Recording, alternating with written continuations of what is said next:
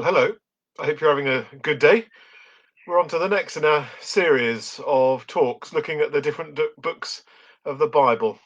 And today we're looking at the book of Leviticus. I don't know if you've read Leviticus. Often when people start reading through the Bible, they get to Leviticus and they give up because it's a series of laws. And sometimes when you read Leviticus, it kind of gives you an impression that God is a bit like this, scrutinizing your life, putting you under the magnifying glass. So, what's actually going on with all of these laws then? I think I put that down. It's making me feel quite weird. Yeah, I have had a haircut.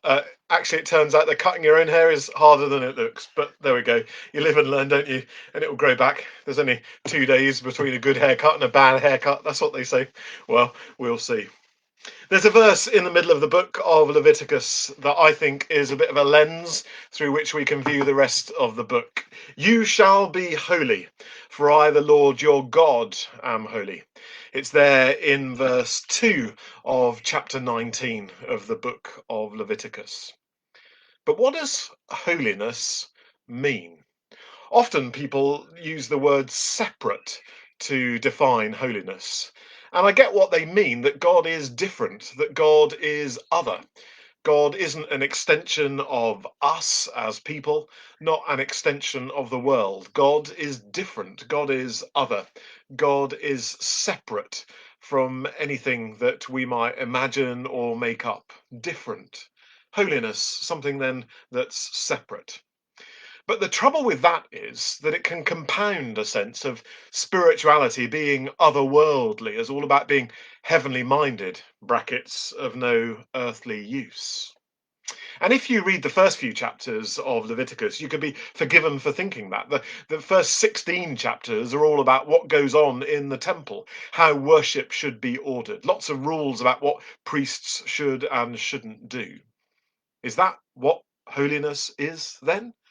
Is that what worshipping God is? All about making sure that we get things right all of the time when it comes to how we approach God? Well, no. And that's why we need the second half of the book of Leviticus from chapters 17 through to the end. Because what that does is show how holiness applies to every aspect of our lives. What goes on in the fields, what goes on in the barns, what goes on in the bedroom.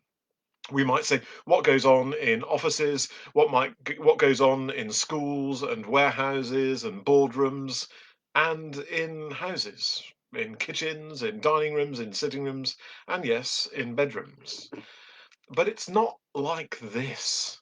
It's not like God kind of using a magnifying glass to make us feel constantly guilty or as if he's watching to constantly find fault. No, that's not what holiness is. Actually, what it's all about is showing how holiness works out in all of our lives, not just the spiritual bits or the religious bits, but everything about who we are. Sometimes when people say, well, what's religion got to do with politics? Keep it out of the House of Lords, keep it out of economics and those kind of discussions. Well, what Leviticus shows is that we can't, because holiness applies to every aspect of our lives. What we do in the office or at home as we look after the kids or homeschool the kids, or what we do in our relationships, all of it matters. And what God wants to do is for us to realize that it all matters. What we do, how we work, what we work at, what we long for, what we strive for, how we relate, not just the end in itself, but the means to the end as well. All of it matters. Life is holy. God is holy, and he calls us to be holy. Not just the spiritual bits of us, but every aspect of us, heart, mind, body, and soul, all of our strength, everything we long for and desire for. But for me, it's not about being separate, as if we're called to be with God somewhere else in another kind of existence compared to that which everyone else leads. No, it's more about a closeness, actually.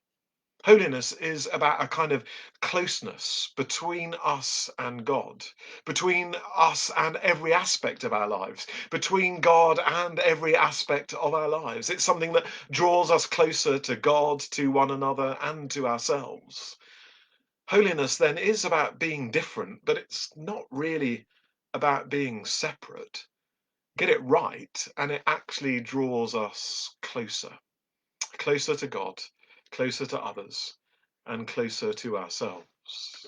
It's not so much about this as about open hands and placing our hands in God's hands and in other people's hands, putting down the stuff that gets in the way of that. And Leviticus is just a series of laws designed to help to do that. Because we're human, we twist it and we make it more like this, seeking to find fault in other people's lives, struggling to get beyond the guilt and the shame in our own lives. But that wasn't the intention. No, it was designed so that we might live freely.